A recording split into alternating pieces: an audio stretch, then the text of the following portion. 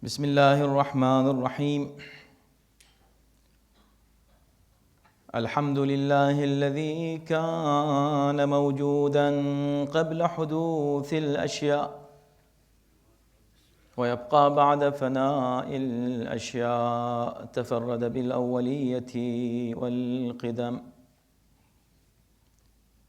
ووسم كل شيء ما عداه بالفناء والعدم، كما قال عز شأنه: كل شيء هالك إلا وجهه وكل نفس ذائقة الموت، وقال: كل من عليها فان ويبقى وجه ربك ذو الجلال والإكرام. والصلاة والسلام على سيد الأنام، سيدنا ونبينا ومولانا أبي القاسم محمد.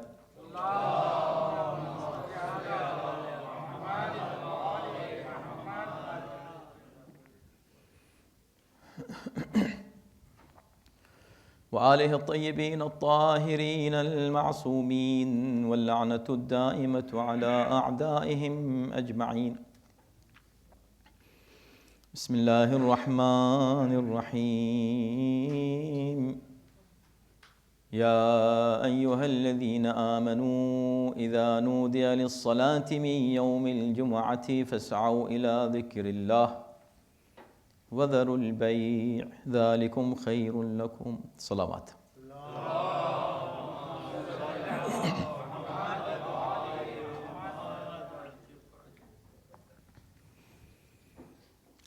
This is the last Friday of this month, most probably. And that's why we call it Jum'atul Wida. You know the meaning of Wida. Wida, to say farewell.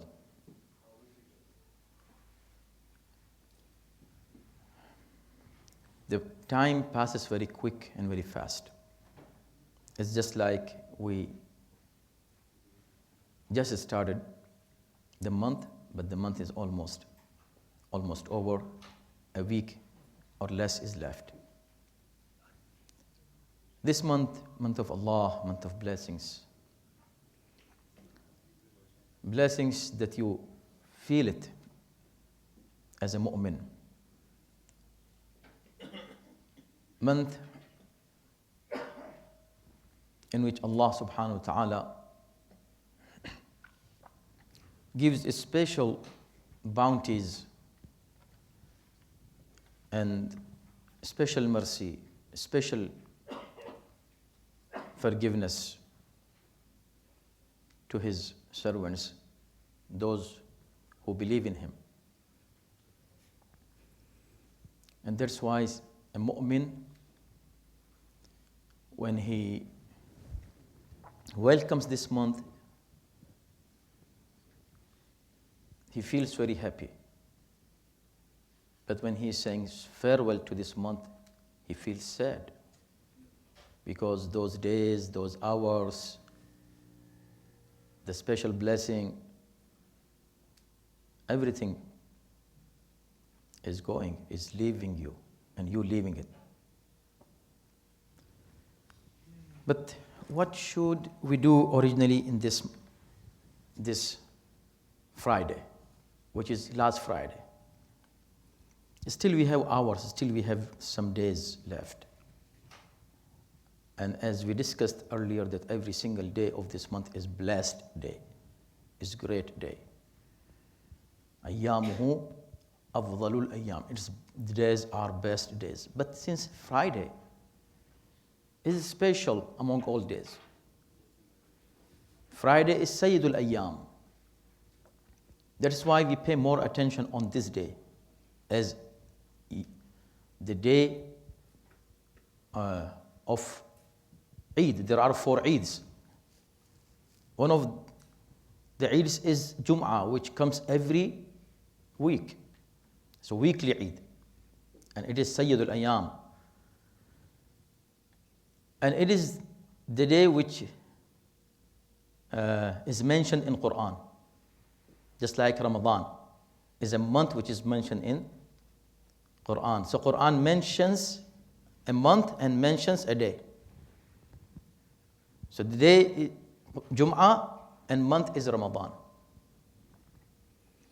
And last night, of course, was Laylatul Qadr. You were here, most of you, mashallah, until morning. This is the most blessed night, also mentioned in Quran. Inna anzalnahu fi laylatil qadr. And also, Inna anzalnahu fi laylatin mubarakah. Quran calls this night as mubarakah, as blessed night. So altogether, today is very, very important day. It is Ramadan, it is Jum'ah, it is the day after Laylatul Qadr. And it is Jum'atul Wida, which is again more important than other days and more important than other Fridays. So it has so many reasons that why we should really consider it as a special and very special day for ourselves. And thank Allah subhanahu wa ta'ala to give us this opportunity in our life to offer prayers of Jum'atul Wida. And may Allah give us more and more, inshallah, these kind of opportunities in our life. Jabir ibn Abdullah al-Ansari, one of the companions of Rasulullah, one day he came to the Prophet and it was Jum'atul Wida. So he says that when I met the Prophet, he says, Jabir, this is Jum'atul Wida. He said, yes, Ya Rasulullah, I know it is Jum'atul Wida. The Prophet says, read this dua to say farewell to Jum'atul Wida. He said, teach me, Ya Rasulullah, what is it? He said, say, Allahumma la taj'alhu akhir al-ahdi min siyamina. Oh Allah, don't make this day our last day in our life to fast in Ramadan. فَإِن جَعَلْتَهُ. So first you're asking Allah subhanahu wa ta'ala longer life. And when somebody asked Imam Ja'far as-Sadiq alayhi salatu wasalam,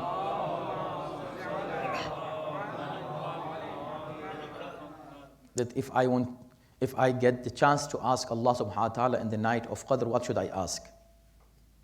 Imam said, ask anything you like, but it's good to ask health. Why? Because when you ask health, health is a ni'mat of Allah, a bounty of Allah, through which you can do so many good things.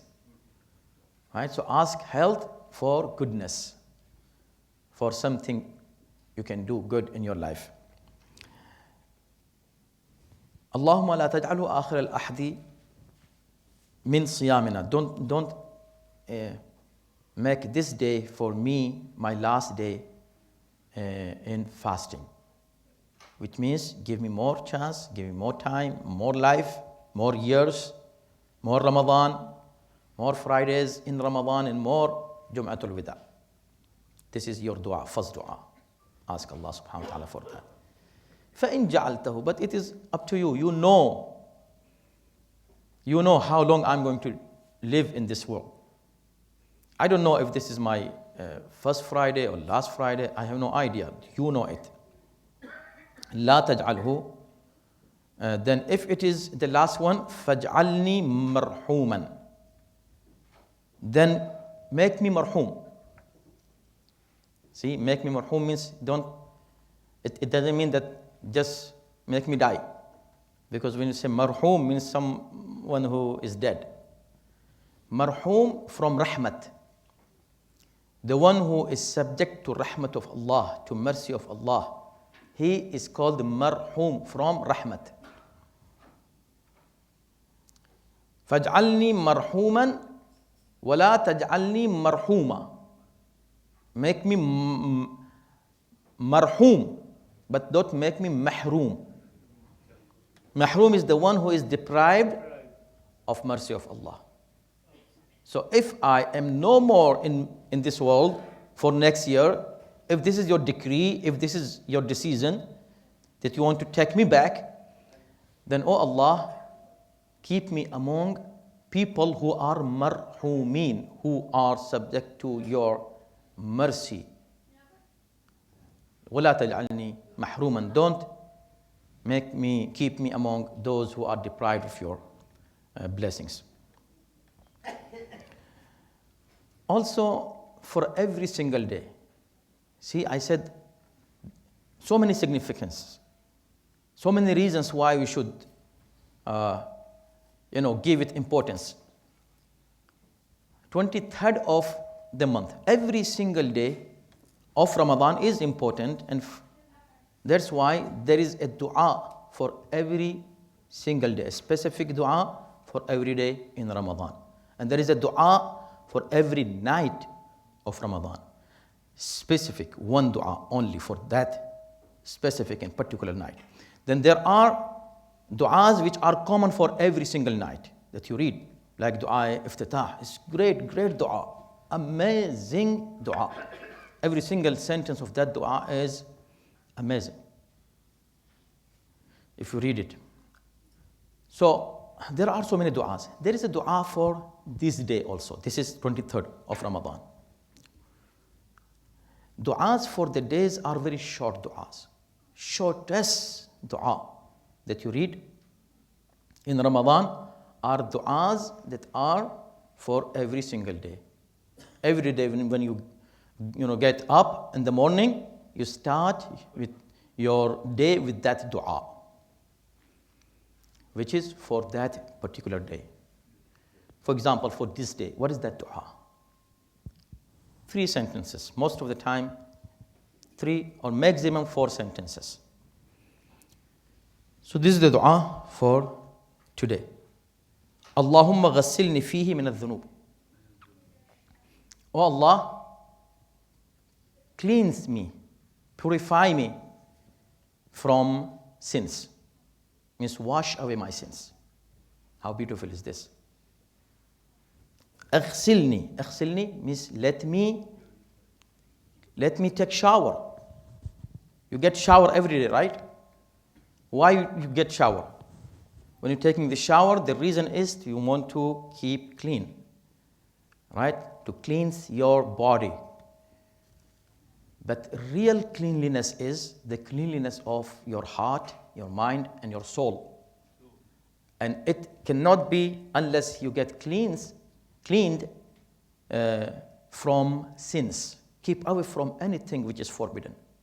When you keep away from forbidden things, your soul becomes clean. And this is the purpose of all Anbiya when they came here. And their teachings, they need us to look clean from inside, not just outside. Wearing good clothes, having, perfumes on everything. No, this is not enough. This is good. This is an-nadafatu min al-iman. Cleanliness is part of your iman. The apparent cleanliness is also highly recommended and emphasized in Islam, but more emphasis is on your spirit and your soul, your mind and your thoughts and your niyyat and your intentions. They should be clean. So, oh Allah, clean me from uncleanliness of sins. طهرني من الذنوب. اللهم اغسلني فيه من الذنوب. Means wash away my sins. وطهرني فيه من العيوب. And clean me. Again, طهر means purify me from uyub, from aib, from all shortcomings. So there are sins, and there are certain things that maybe it is not sin. Akhlaq, for example. Somebody's akhlaq is such that he's not apparently doing anything sin, a gunah, anything haram, but it is not appropriate based on akhlaq. We have 2 things, fiqh and akhlaq. two different things. But akhlaq is more emphasized than even fiqh. So make my akhlaq, my manners, my ethics, my behavior to be a great one and purified one. Clean me from uyub, from all shortcomings in my behavior, in my life. وَامْتَحِنْ قَلْبِي فِيهِ بِتَقْوَى الْقُلُوبِ. This is great. If I go to explain this one, believe me, 1 hour is not enough. Why? Because this is something that refers to an ayah in Quran, Surah Hujarat. But we don't have time now to discuss that. I'm giving you reference, and if you get chance, go and read those ayat. The beginning ayat, 4 ayat, 3 ayat from Surah Hujarat, and this is the 3rd ayat. So what it says, وَامْتَحِنْ قَلْبِي فِيهِ بِالتَّقْوَى الْقُلُوبِ. O Allah, examine my heart in this day. Oh Allah, you examine my heart. You're coming to give a test to Allah subhanahu wa ta'ala. Let me check my heart. Let me see if I'm ready. For what? بِالتَّقْوَى الْقُلُوبِ. Check my heart. Examine my heart with the examination of taqwa. Taqwa and piety. And you know that the taqwa is the ultimate goal for anything you do, any ibadat, any worship, salat, som, hajj, zakat, anything. The ultimate goal is taqwa, and especially siyam. كتب عليكم الصيام كما كتب على الذين من قبلكم لعلكم تتقون, so that you become muttaqi. Ultimate goal is to become muttaqi. So Allah, examine my heart with the taqwa of heart. So taqwa is also of two kinds. One, apparent taqwa. You look really muttaqi, but inside you are not muttaqi. So how can I be muttaqi inside? Within myself. Invisible taqwa. There is a visible taqwa, there is invisible taqwa. Taqwa of hearts. And this is what Quran is talking about in several ayat. Taqwa of hearts. And remember, we just had those majalis. And we discussed the khutbah of Amir al-Mu'mineen alayhi salatu wassalam.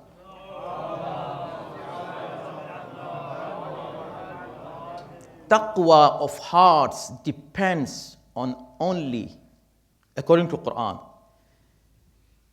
respecting anything that belongs to Allah subhanahu wa ta'ala. It is called taqwa of heart. Anything belongs to Allah, you respect it, taqwa of heart. So in ayat number 3 in this Surah Al-Hujarat, إن الذين يغضون أصواتهم عند رسول الله أولئك الذين امتحن الله قلوبهم للتقوى. The people who lower down their voices in front of Rasulullah out of respect, they respect the Prophet.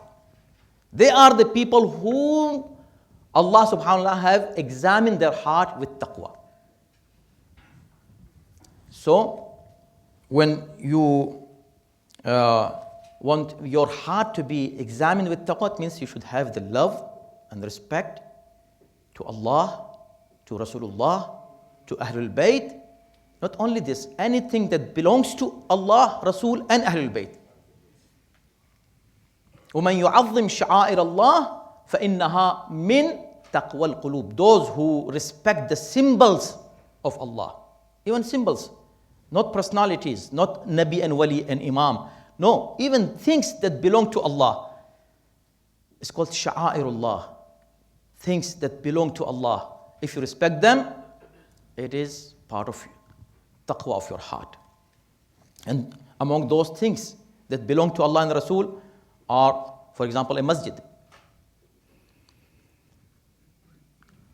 You go to Hajj, there are sha'airullah in Hajj, according to Quran. Even the Safa and Marwa, Quran calls it, inna Safa wal Marwata min sha'airillah. They are from symbols of Allah. So you have to respect Safa and Marwa, which are stones. Right? But still, since they belong to Allah, They have a respect, you have to respect them, and this respect is part of taqwa of your heart. Jannatul Baqi, for example. If you remember Jannatul Baqi belongs to Allah, belongs to Ahlul Bayt, and you respect it, it is part of your taqwa of your heart. The same thing comes to Yawm al-Quds. So today is also Yawm al-Quds. Yawm al-Quds is what? A day to remember al-Quds. And this is not a political issue. Some people think that it is just 100% and totally political. Politics is part of life of every human being, but not the politics that nowadays is called politics. Politics means taking care of people, taking care of others. You cannot say, I don't care. The word I don't care has no room in Islam. Anywhere, anything you say, I don't care, we don't find it in Islam, I don't care. We should care. Care about anyone who is madloom in the whole world, anybody, regardless of his color, creed, his belonging, his country, anyone. If he is human being, even animals, even plants, they have rights and we have to care about them. We cannot say, I don't care about anything. We care, yes, we do care about people around the world, what is going on, who is doing what. So anyone who is oppressor, so there are two types of people in the world, oppressors and oppressed. Our religion, our akhlaq, our ethics, our humanity teaches us what? To always be with oppressed against oppressors. And this is what Amirul Mu'mineen alayhi salatu wasalam has said in his last will. And this is from the taqwa of qulub, the piety. I cannot be pious just I'm coming and praying and praying. I don't care people who are being killed in Yemen, for example. Someone, an oppressor who is oppressing, he's a king, right? Tyrant, has no authority to rule the people of a country. He did not get authority from the people. He's not elected, not selection, nothing. They came and they are doing every kind of dhulm on the country, and they changed the name of the country. And now they are doing the dhulm in other places, including Yemen. So I cannot say I don't care about Yemen, I don't care about Bahrain, I don't care about Iraq, I don't care. Yes, I don't have anything to do with the politics. Yes, I know. We don't have anything to do with the politics that is going on there. The politicians are doing, but if any politician, anybody in our country or anywhere else does anything wrong, I will say this is wrong. As a human being, I should say this is wrong. If I say this is wrong, is this politics? I say this is wrong. I cannot accept it. I condemn it. Same thing, what is going on in Quds.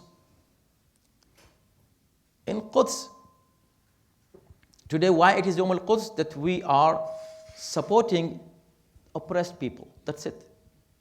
Nothing else. If today, let's say the Palestinians, they become the oppressors, we'll be against them. And even today, if any Palestinian is doing anything wrong, we say it is wrong. We don't care who is Palestinian, who is Israeli, who is Iranian, who is Iraqi. We don't care about those names and those countries. Totally, we don't care. We care about human being living in Iran, living in Israel, living in Palestine, living in anywhere. If they are oppressed, we are with them. And anyone is oppressor, we are against them. This is Yawm al-Quds. And inshallah today you will have the protest about Yawm al-Quds. It is, for that reason, is important. And again, it is related to taqwa, piety, and humanity, and religion, and ethics, everything is connected there, except politics. If you go to the politics, you will become oppressor if you involve in this regular kind of politics, today's politics. Otherwise, the real true politics is the politicians. Who is a good politician? Who can save his own interest, even though whatever is going on in the world, and he can ruin the rights of anyone to get his own interest, to receive his own interest, to protect his own interest. This is the politics today. This is totally against Islamic politics. Islamic politics is sacrifice. Sacrifice your interest for the interest of other people. Don't sacrifice other people for your own interest. This is not politics in Islam. So this is totally the other way around. May Allah subhanahu wa ta'ala give us tawfiq in this great month that is passing, and these are last days of this month.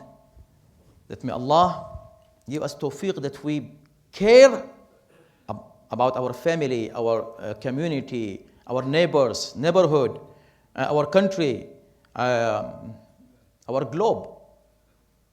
The entire people around the world, care about them. Take care of those who are mazlumin, and we should do anything for them. May Allah give us tawfiq for real taqwa of qulub, inshaAllah. And may Allah accept our ibadat in this month and give us again and again these kind of opportunities in our life, inshallah, in the future, to seek the blessings of this month and this day. And this Jum'atul Wida, in this day, we ask Allah subhanahu wa ta'ala to keep us among marhumin, not keeping us among mahrumin. إن أحسن الحديث وأبلغ الموعظة كتاب الله. أعوذ بالله من الشيطان الرجيم. بسم الله الرحمن الرحيم. والعصر إن الإنسان لفي خسر إلا الذين آمنوا وعملوا الصالحات وتواصوا بالحق وتواصوا بالصبر.